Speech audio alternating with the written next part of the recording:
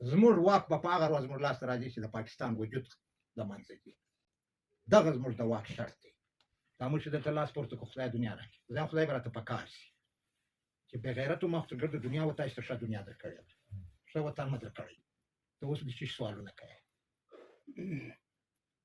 چې خپل وطن ګټلی نه سې؟ زه له اسمانه اشرفۍ نه در وروم. زموږ د مرګ چالان کېدل د پښتنو له هغې ودې دي چې زموږ وطن تقسیم شوی دی، او د پای ټکی بې څه یي تر هغې ودې به یي چې دا کرښه وه، چې په کومه ورځ دا کرښه د منځه ولاړه د پښتنو د مرګ د پای ټکی دغه دی، بل نشته. په پردي ریاست کې نه د سر امن درکوي، نه تحفظ شته، نه ژبه شته، دا ډول دیوال هغه نه ستا د ژبې دپاره دی، نه ستا د سر د تحفظ، هغه ستا د لوټ دپاره دی. ته مستمره یې، ته کالوني یې. پخوا د پیرنګي وې، اوس د پنجابي. د خپل وطن د رغوالي مبارزه د پاکستان له جوړېدو بعد نه ده شروع کړې. او د پاکستان تصور هم نه و. پاکستان په 1940 کې جوړ شوی دی. مبارزه د پښتنو په 1893 کې چالان شوې ده. موږ د پاکستان خلاف نه یو، پاکستان زموږ د مبارزې خلاف جوړ شوی دی. پیرنګي په وجود کې زموږ د مبارزې خلاف راوستلی. موږ د خپل وطن مبارزه د ده تر پیدایش 50 کاله مخکې لاره شوې وه.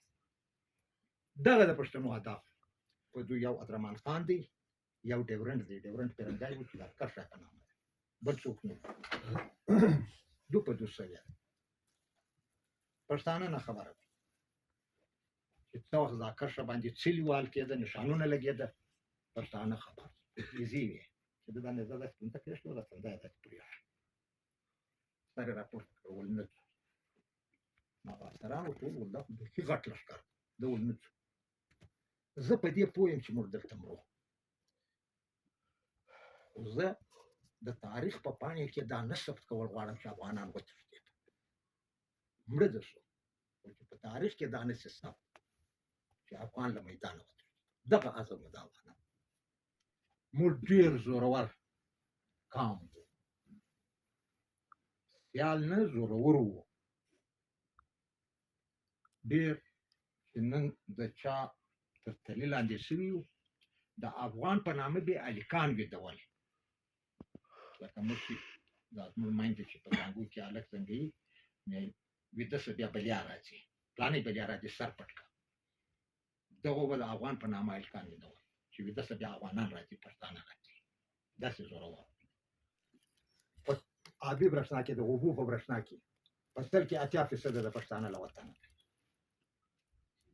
3 ډیمه دي: درګۍ، تربیلا، ورسک. احمدشاه بابا چې وفات کېده، چې موږ د کوم افغانستان په میراث کې پرېښود، د دغه افغانستان سرحدات په مرخاته کې لودیانه و سرحد، دا دوه پنجاب چې دا یو اوس په پاکستان کې دی، یو په هندوستان کې دی، دا دواړه د افغانستان. په لاهور کې به والي ناست و، دا والي به له کابل مقررېده. او په نمر پرېواته کې نشاپور، چې اوس دا نشاپور دي، اکثر ګرد پښتانه دي، ابدالیان دي. پر دې د عربو تاریخدانانو دي. کم قوم چې خپل قامي دشمن نه پېژني، د دشمن انتخاب یې نه وي کړی، ها بیا ازادي هم نشي ګټلی. تر ګردو اولنی په خپله قضیه او په خپله مقدمه پوکېدل وي.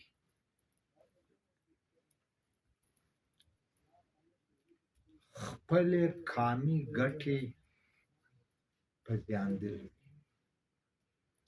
بیا خلک جنګېږي. عزیزانو،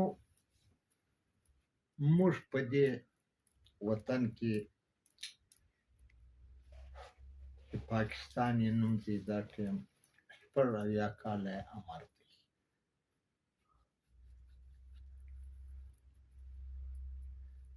موږ خپل وطن درلود،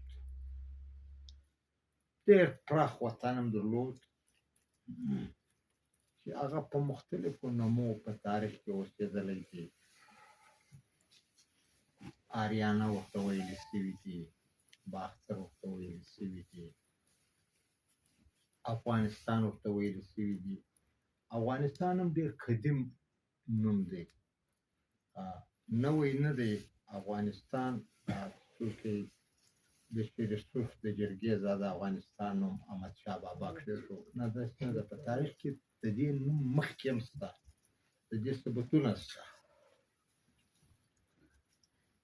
موږ ښه وطن درلود، د هند سره هم برید درلود. همسایه هم هند و، په نمرخاته کې، په نمر پرېواته کې ایران و، په شمال کې هغه وخت تاجکستان، ازبکستان، دا ترکمنستان، دا جلا جلا کوچني ریاستونه. دلته افغان یو قوت و. دا زمان دغه وخت د ترقۍ په منزل کې هم تر خلکو مخکې و، شاته نه و. یو ګام د دې ټولې سیمې تر قومو افغان ملت یو ګام مخکې و، شاته نه و. د هغې داسې دی، دلته افغان خلک ناست دي. په 1947 کې چې د افغانستان رغونه وشوه د احمدشاه بابا په قیادت کې، د احمدشاه بابا د افغانستان سرحدات ډېر پراخ کړل. احمدشاه بابا چې وفات کېده، چې موږ ته کم افغانستان په میراث کې پرېښود. د دغه افغانستان سرحدات په نمرخاته کې لودیانه و سرحد، دا دوه پنجابه چې دا یو اوس په پاکستان کې دی، یو په هندوستان کې دی، دا دواړه د افغانستان. په لاهور کې به والي ناست و، دا والي به له کابله مقررېده. او په نمر پرېواته کې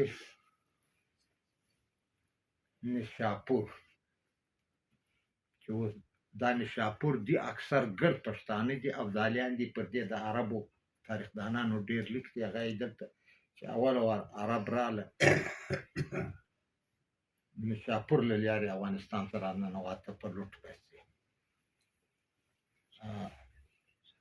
دا لیکي چې دلته دا پراته خلک چې وو په نشاپور صوبه ده چې مرکز یې مشهد دی، دا ټیم یې دارالخلافه مشهد دی، چې دلته دا پښتانه پراته وو ابدالیان.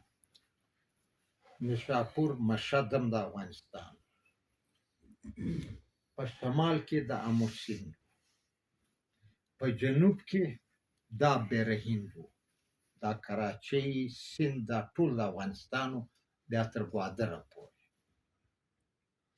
دغه احمدشاه بابا موږ ته په میراث کې دا افغانستان پرېښود، چې دی وفات کېده په 1983 کې. دا دغه افغان ته پرېښود. افغان د دې سیمې ډېر لوی قوت و. دلته که به هر څوک راتله دې سیمې ته، هغه ټیم زموږ پلازمینه کندهار و، چې پاچا چېرته هغه به اجازه چې د پرنګیانو په ژبه کې NOC ورته وایي، پښتو کې اجازه ورته وایي.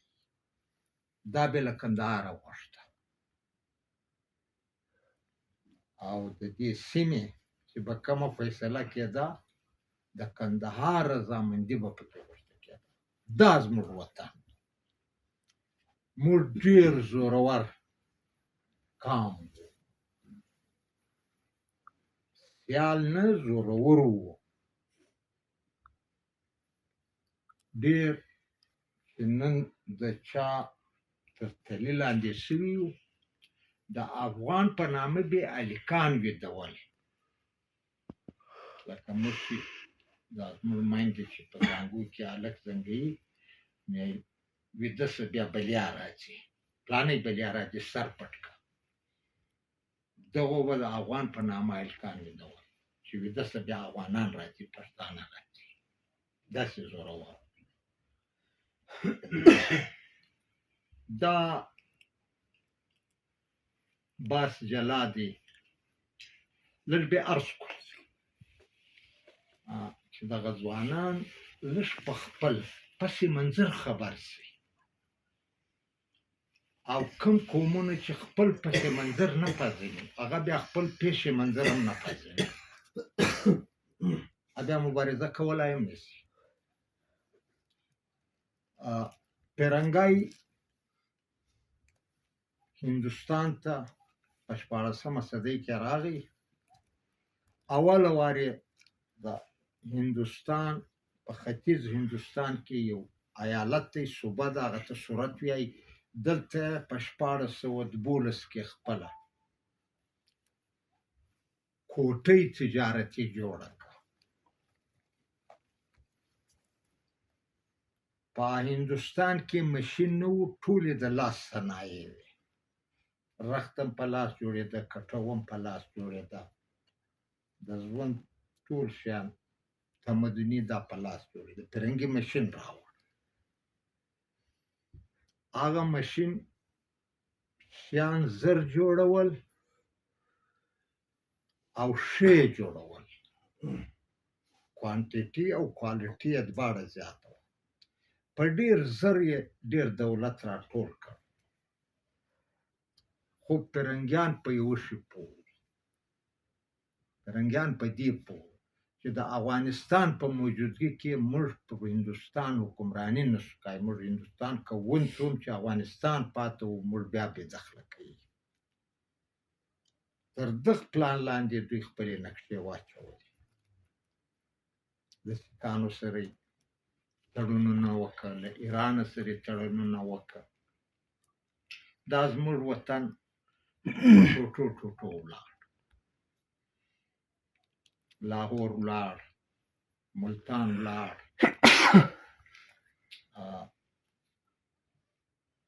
د ملتان هغه وخت چې څه وخت فرنګي او د شریک لښکر راته ظفر د دې والي و دا مظفرګړ چې دی دا په هغه نامه دی په 1821 کې دغه یو کتاب دی چې زموږ اوله فرنګی راغلی دی زموږ خاورې ته په 1809 کې د هغه نوم دی الفستن او د هغه کتاب دی په انګریزي کې کینګډم آف کابل حسن کاکړ بیا په پښتو ترجمه کړی دی د کابل سلطنت هغه لیکلی دی فرنګي چې زه رالمه ملتان ته پر لودره باندې لودره تر ملتان ورلاندې دلته ماته افغان ولسوال ولیاړو او زه چې ملتان ته رالم په یو حساب کې زه غلط شوم مظفر مخکې و دا ټیم قاسم والي و په ملتان کې بیا د لیکل دي چې قاسم درانی ډېر د ښایست یې ډېر صفت کړی دی د مېلمستیا د دې د ده بیا دلته ډېرې شپې ورته شوي دي بیا تللی دی پېښور ته هغه وخت زموږ د افغانانو باچا چې به و په ژمي به په پېښور کې و په دوبي به کابل ته دا د پېښور که څوک دی دا د بالایستار کیله چې ده دا د افغانانو د باچا و بیا تللی دی پېښور ته دا وخت شاه شجاع باچا و په پېښور کې بیا د هغه خپل دربار ډېر صفت کړی دی د افغانانو باندې ډېر څه لیک کړي دي انګریزان په دې لیک کې ډېر انصاف پسند دي چې ډېر مهذب دربار و ډېر ښایسته دربار و ډېر باذوقه خلک دي افغانان چې هلته ګلان مرغان د دې ټولو ذکرونه یې کړي دي د پېښور د باغو چې څه وخت د سیک او د انګریز ګډ لښکر راغی 2500 عسکر په ملتان کې قاسم والي اوس هم په ملتان کې قبر دی په قاسم باغ کې د ده د زوی د دواړو قبر دی په شنخته یې نومونه هم لیکلي دي ده سره یې لیکلي هم دي والي افغانستان نو هغه استخباراتو رپورټونه ورکړل چې باید دا 40,000 لښکر د فرنګي او د سیک چې موږ خو مقابله نسو کوي مسابقه نسو کوي لښکر ډېر دی دا اوس توپخانه ده غټه ملتان خالي کوو ملتان کالا بند د افغانانو په عزم ده نو اتې وخت دوی راووته لښکر رانږدې سو کتابونه داسې لیکي هغه وخت نیزې وې چې ده دا نیزه داسې پونته کېښته وه دا تنده یې داسې پرېښه سر یې راپورته کړ ول نه ځو نو هغه افسران ورته وویل ول دا خو بیخي غټ لښکر ده ول نه ځو زه په دې پوه یم چې موږ دلته مرو زه د تاریخ په پاڼې کې دا نه ثبت کول غواړم چې افغانان وتښتېدل مړه ده شو خو چې په تاریخ کې دا نه شي ثبت چې افغان له میدانه وتښتېد دغه عزم و د افغانان بیا داسې پرنګی زورور زموږ پر وطن یې 3 واره غټ بریدونه وکړه په 1893 کې زموږ وطن تقسیم شو دا کرښه چې دا اوس یې موږ وینو باډر ورته ویاسته کرښه ورته ویاسته کارڅه ورته ویاسته په جبر د ادرمان خان امیر ادرمان خان هغه وخت د کابل امیر و دا تقسیم شو دا معاهده چې کومه ده دا دوی چې قرارداد ورته وایي دا دو په دو یو ادرمان خان دی یو ډیورنډ دی ډیورنډ پرنګی و چې دا کرښه په نامه ده بل څوک نه دو په دو سوی پښتانه نه خبره ده چې څه وخت دا کرښه باندې څلي وال کېده نښانونه لګېده پښتانه خبر پښتنو فورم بغاوتونه شروع چې موږ د خپل وطن تقسیم دا ډېر جنګونه شوي دي ډېر تحریکونه چلېدلي دي دا زموږ په سیمو کې په دې سیمو کې په دې تر سوات د پښتنو بغاوت اهداف څه وو هدف دا و چې زه د خپل وطن تقسیم نه منم دا هدف ډېر پکې شهیدان شوي دي ډېر پرنګیان یې وژلي دي موږ د خپل وطن د رغوالي مبارزه د پاکستان له جوړېدو بعد نه ده شروع کړې هغه د پاکستان تصور هم نه و پاکستان په 1940 کې جوړ شوی دی مبارزه د پښتنو په 1893 کې چالان شوې ده موږ د پاکستان خلاف نه یو پاکستان زموږ د مبارزې خلاف جوړ شوی دی پرنګي په وجود کې زموږ د مبارزې خلاف راوستلی موږ د خپل وطن مبارزه د ده تر پیدایش 50 کاله مخکې لیاره شوې دغه د پښتنو اهداف زه تاسو ته یو عرض داسې کوم چې موږ یو خبره کوو زموږ د مرګ چالان کېدل د پښتنو له هغې ودې دي چې زموږ وطن تقسیم شوی دی او د پای ټکی بې څه تر هغې ودې به یي چې دا کرښه وه چې په کومه ورځ دا کرښه د منځه ولاړه د پښتنو د مرګ د پای ټکی دغه دی بل نشته او له دغې ودې به بیا د پښتنو د ترقۍ د پرمختګ منزل شروع کېږي دا چې دا موجوده وي او موږ په دې کې ګیر یو په غلامي کې موږ ښه ژوند نشو پیدا کولی دا ټول درواغ دي دا ټول خطا ایستل اصل قضیه زموږ دا ده موږ دلته خبرې کوو د سر امن غواړو، امن غواړو، ترقي غواړو، د ژبې تحفظ غواړو. په پردي ریاست کې نه د سر امن درکوي، نه تحفظ شته، نه ژبه شته، دا ډول دیوال. هغه نه ستا د ژبې دپاره دی، نه ستا د سر د تحفظ دی، هغه ستا د لوټ دپاره دی. ته مستعمره یې، ته کالوني یې. پخوا د فرنګي وې، اوس د پنجابي یې. ستا صرف لوټ کوي، ستا وسایل لوټاږي. ستا نن د موجوده پاکستان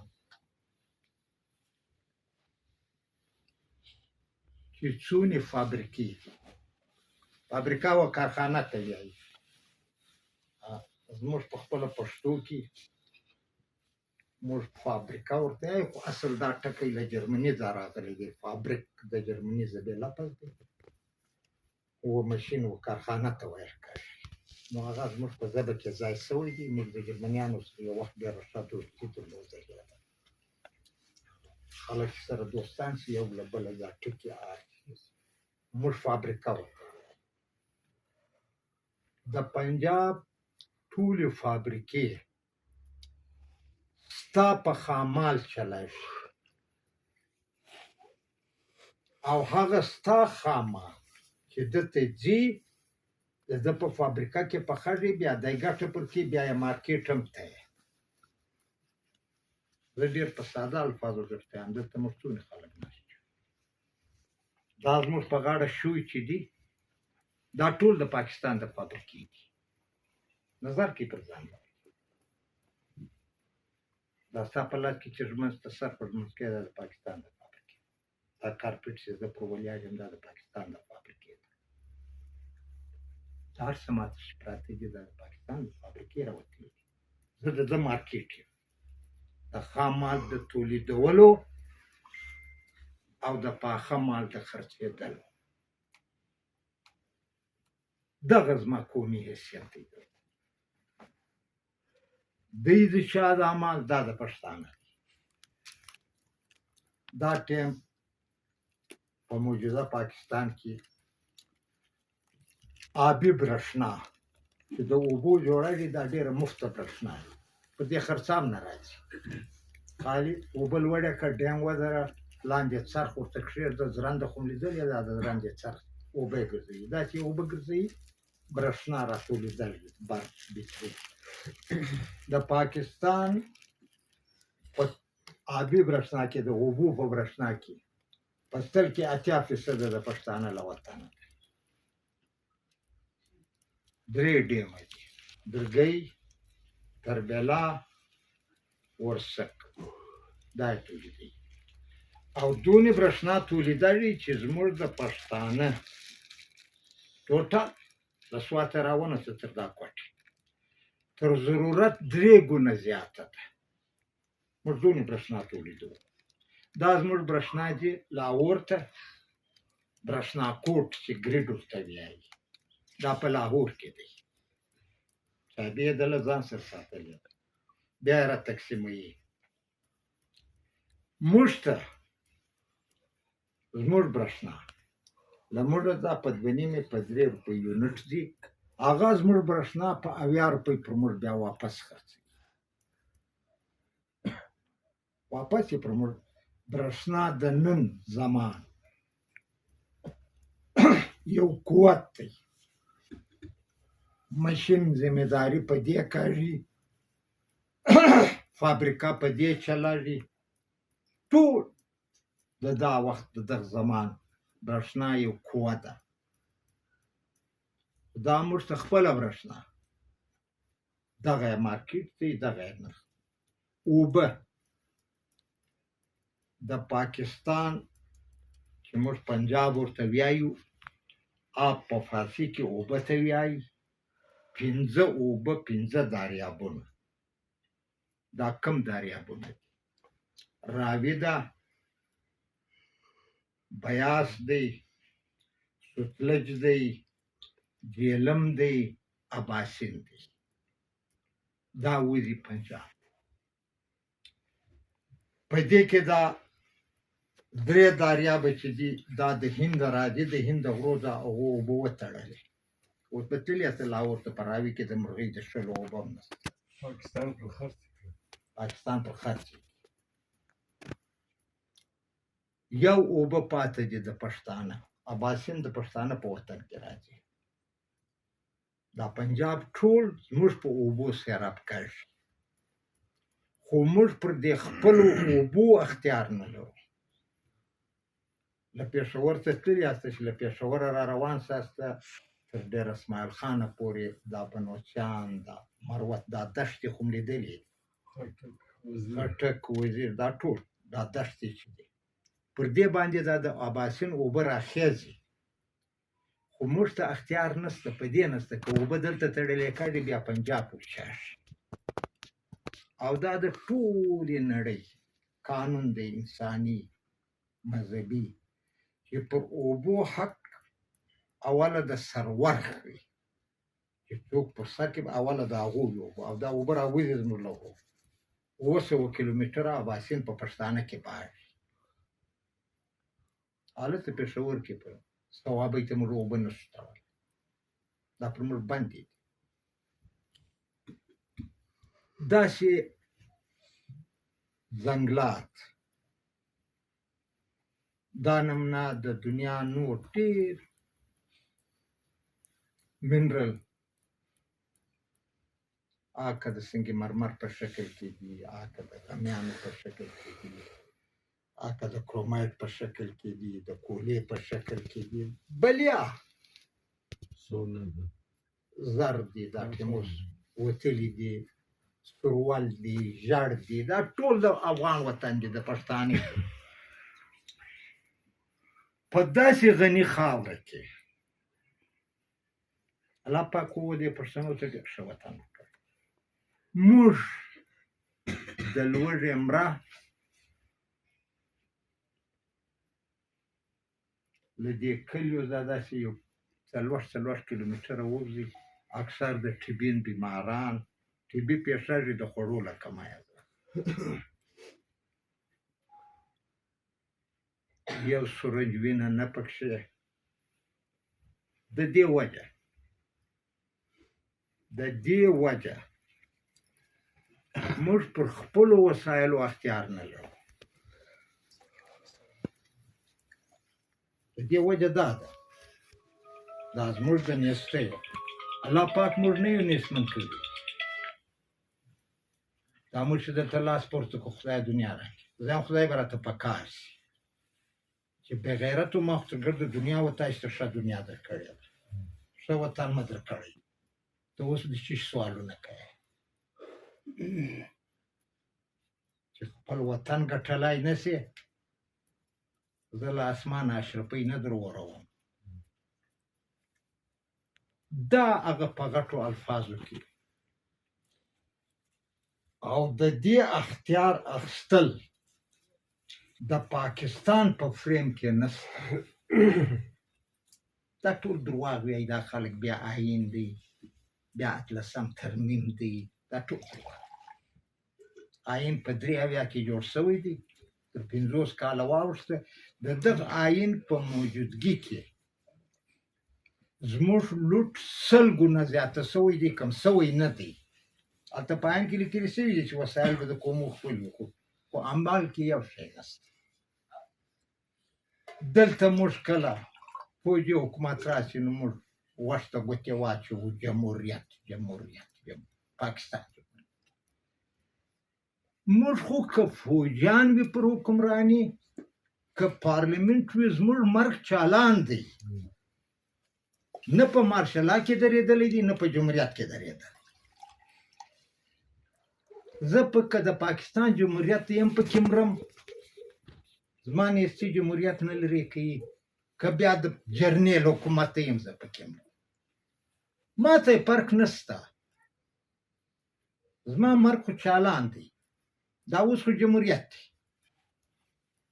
دا 20 کاله ده کړي چې جمهوریت انتخابات کړي زموږ د وطن تباهي خو دا 20 کاله کې اوس چې دا جمهوریت موجود دی نه زموږ آبادي د پاکستان په جمهوریت راځي، زموږ آبادي چې موږ واک اخلو، زموږ واک به په هغه ورځ زموږ لاسته راځي چې د پاکستان وجود له منځه ځي. دغه زموږ د واک شرط دی. او چې په کومه ورځ ستا د مابینه دا توره لیکه ووته، له هغې ورځې به ستا قومي صحت رغېدل شروع کوي. د دغې په موجودګۍ کې چې هر څوک څه دلیلونه وایي، دا سوچه درواغ دي. باید چې موږ دا ذهني ومنو، موږ په دې شیانو پوه شو، پر دې باندې لوست وکړو. او که موږ په دې نه یو پوه، موږ د کام پر سر و مرګ ته ځان نه شو کولی. داسې ګټې نه په اصلاحاتو زموږ وجود صحتیابه کېږي چې موږ څه ریفارمز وغواړو له پاکستان. ستا د عین په چوکاټ کې پلانې دمکانې داسې وغواړو، و دې ته به ستا لښکر تیارېږي چې ستا په کومه ورځ آمو اباسین سرحدات شپه، له دغې ورځې د مرګ هم بیا بند دی، او د ترقۍ مزل به بیا ته د خپلو وسایلو مالک یې. بیا دا ریاست ستا له وجوده جوړېږي، ستا له ژبې جوړېږي، ستا له جغرافیې جوړېږي. دغه به بیا ستا تحفظ کوي. پردي ریاستونو ستا تحفظ نه کوي، نه یې پنجابی کوي، نه فرنګي کول. دا ګډ په لوټ پسې راغلي، دا ټول دلته لوټل کوي. دغه هغه قضیه ده زموږ، او باید موږ خپله قضیه په خپل کام کې بیان کړو. موږ د خپل کام ذهني روزنه په خپله قضیه وکړو، نه د پاکستان پر جمهوریت، پر پارلمنت. دلته زموږ قامي ګوندو یا زموږ قامي مشرانو په مخه اخیستي د پارلمنت بالادستي. هلکه دا پارلمنت کې 300 چوکۍ دي. په پارلمنت کې پنجابی 52% دی، موږ او سندایو بلوچ چې ګډ سره ملګري شو موږ 48% دی. زموږ ټول ټوټل په 300 چوکۍ کې د پښتنو 40 هم نه دي. په پارلمنت خو ماته یو بدلون هم راځي. د دې پارلمنت بالادستي شو، خو د پنجابي بالادستي ده. زه د پنجابي د بالادستي دپاره ځان مړ کړم. دا درواغ وایي. دا ټول تجاران داسې تر د پارلمنت ته ځان رسوي، بیا یې موږ وینو چې بیا دوی څه وکړي. زموږ قضیه اصلي دا ده، او دا قضیه دا به د مړمن په زور رسوي. او دا مړمن به د هغه وخت جوړوي چې دا قام په دا قضیه پوه کړي، دا قام خپل اصلي بنیاد ته ورسېږي، او د قام مایندسیټ پر دا جوړ شي. هلته به بیا ستا آزاد ژوند وي. دغه باید موږ وپېژنو. ما درته وویل چې کوم قامونه په خپله قضیه نه وي خبر، په خپله مقدمه نه وي خبر، هغه خپل دښمن پېژني. چې څوک خپل دښمن نه پېژني، هغه بیا مبارزه څنګه کوي؟ هغه به بیا داسې وي لکه دا زموږ جمهوریت د پاکستان د پارلمنت بالادستي د راغی جمهوریت. موږ په ژوند کې یو فرق نه راغلی. نه مرګ بند شو، نه ژبه خپل د نصاب د تعلیم ذریعه وګرځېده، نه د وسایلو خاوندان شو. ټول په دا 80 کاله کې پر دې وخت رسېدل.